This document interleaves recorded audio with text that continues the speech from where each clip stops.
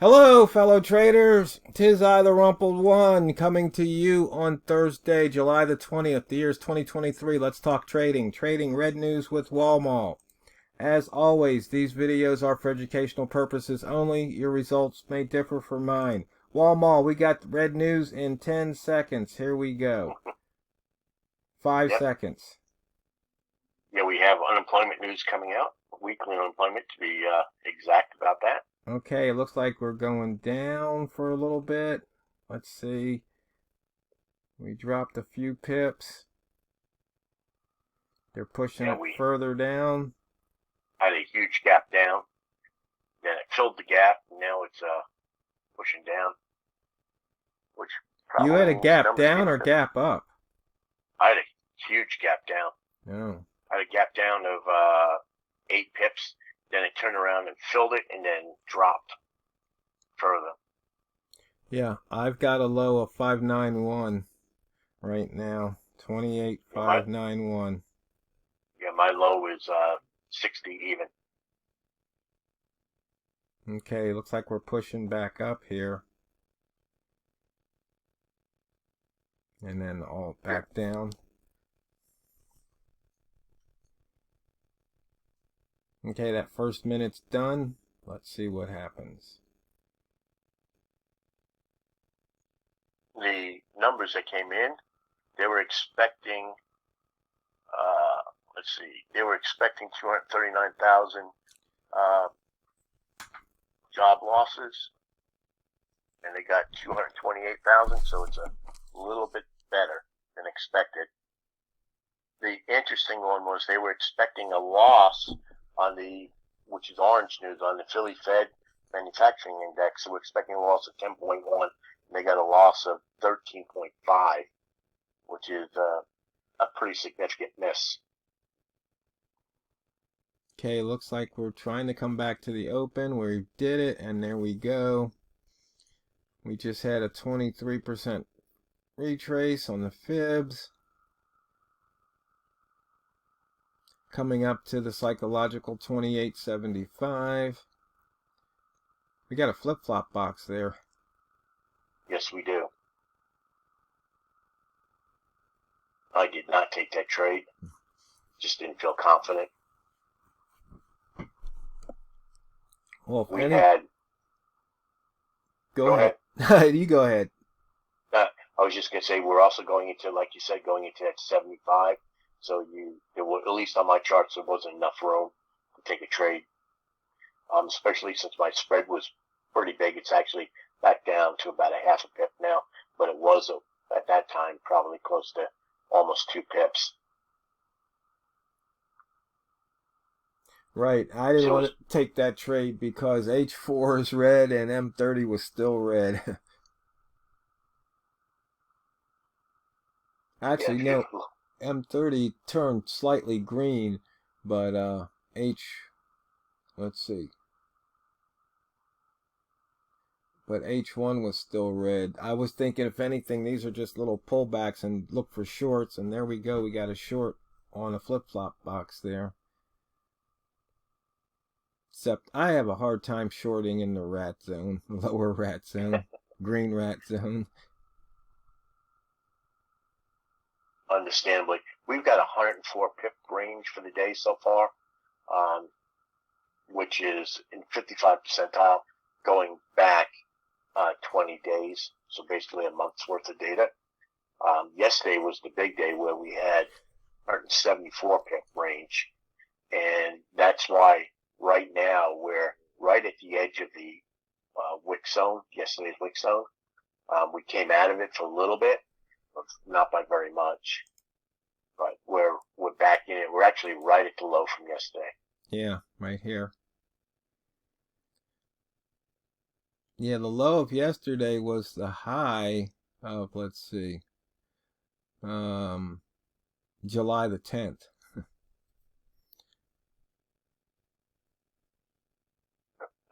Oh, Seeker wanted to know the best time to trade. Um, Best time to trade's when you're in front of the computer and it's on. You can't compete. You can't right now I'm at the open of my hour because of that gap down that I had. I know your open was way above this, but just kind of interesting how brokers handle news differently. Right. And then talking about Sequo's question, when's the best time to trade? Well, I think there are times when it's more chance that you can go and actually make money, or there's more opportunity, and that would be the crossover of the New York and London sessions. When the two of them are open at the same time, which means that talking about United States Eastern time, that would be somewhere from about, I like to go and start trading at 7 o'clock, which is an hour before the New York boys get in. But the London boys like to set price at that point in time. And so I start trading at about that time. And then by 10, 11 o'clock in the morning, so 3 to 4 hours later, you've got the London guys going home, and then you just have the New York guys that are in the market. And you tend to get the best movement during those 3 to 4 hours. Not to say that you can't make money during the London session, the pure London session, or the pure New York session, meaning after the other guys on the other side of the pond go home. But it just seems that you get more movement, and especially if you're trying to trade the way I am, where you're trying to go and actually do this type of scalping where you take. Uh-oh, Walmal dropped offline. Where'd you go? Walmal? I guess he dropped off. We've been having phone problems. Yep. So, best time to trade also depends on what pair you're trading. Like if you're trading dollar yen, you can trade that during the Asian session. But if you're trading a pound dollar, not so much during the Asian session. So it just depends on what time you're trading and what pairs you're trading. Hey, here comes Walmal. You lost us, Walmal. Yeah, I don't know what happened. You just dropped off. Not sure where I dropped off. Yeah. Well, I was just saying how, when the trade has a lot to do with which pairs you're trading. So I just gave the example. If you're trading dollar yen, you can trade that during the Asian session. But if you're trading pound dollar, not so much during the Asian session. Right. You're exactly right. If you go, it really, you need to go and have, you need to go and have your retailers awake at the time, and you also need to go and have your bankers awake at the same time, and that will go and give you your best movement, because movement's our friend. Yeah, it can also be our enemy if we're in the trade in the wrong direction. But if we're just talking about pure opportunity, movement's our friend. If the market's not really moving, then it's probably not the best time.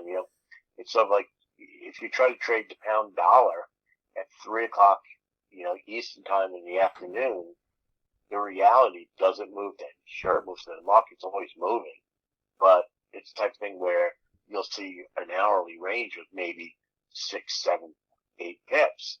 And, if you're only looking to make 2 or 3, yeah, you can make money in that, but it's really hard.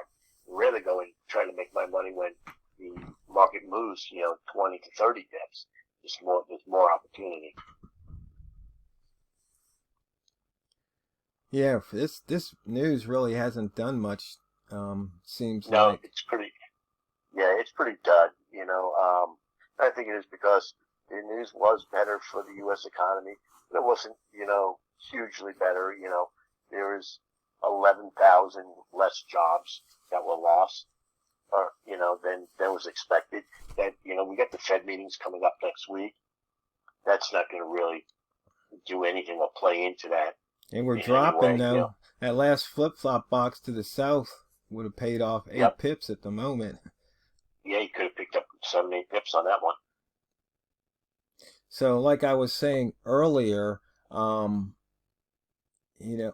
I was looking for shorts only because H4 was red, and the daily's red, and the week's red. And in fact, one of the things I had mentioned earlier, let me see, I don't know if I have it, because this is my stripped down, I don't have those calculations. But what was that number I had called out before? Wasn't it 3028? Yeah, something like that. There was a missed H4 pivot, and then there was another one even further down, and I'm thinking we might be taking that one out. It was 28 something. Yeah. 28, I can't recall, so I don't want to say. Yeah. But it was down there significantly. Yeah. But it's just funny how price seems to seek out those missed H4 pivots too. Yep. Doesn't mean that it's going to hit it, on the next H4. In fact, it usually doesn't. But as a general guidance, it tends to get there. Yeah, and so we're out of the wick zone by almost 10 pips right now. Yesterday's lower wick zone, and we're definitely in the rat zone. All the biases say short.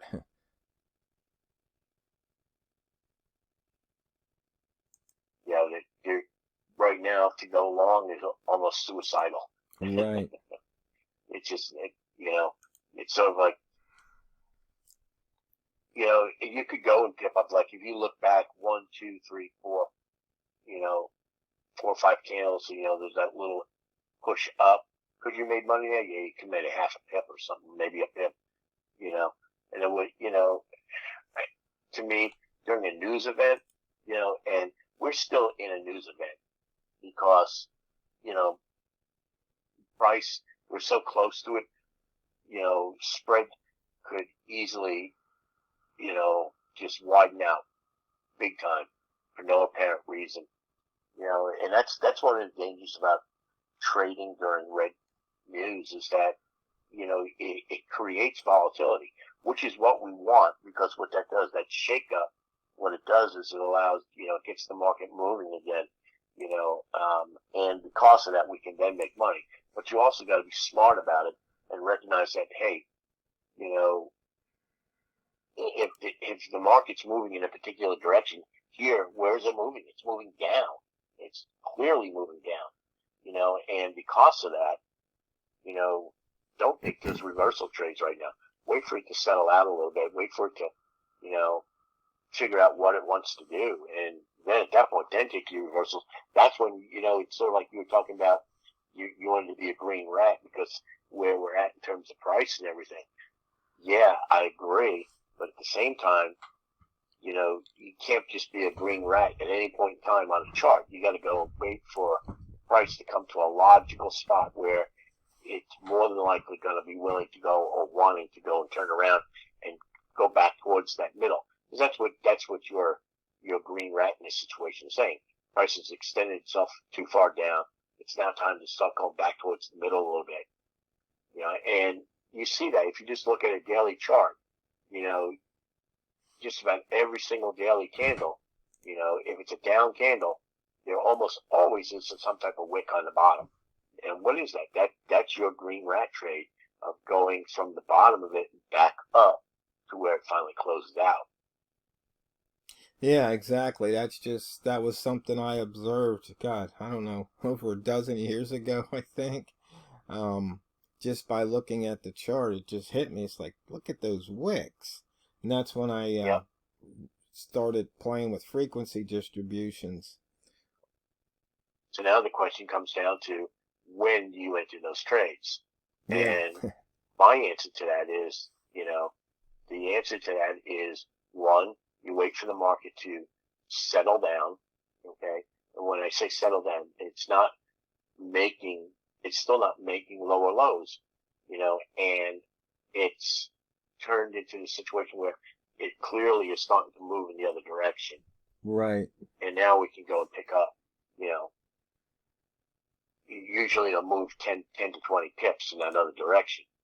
And I look at it as like, okay, I'm going to waste 5 pips or maybe even 10 pips of it, settling it out. And so I'm going to try to pick up maybe 10 pips of that 20 pip move. Right. We should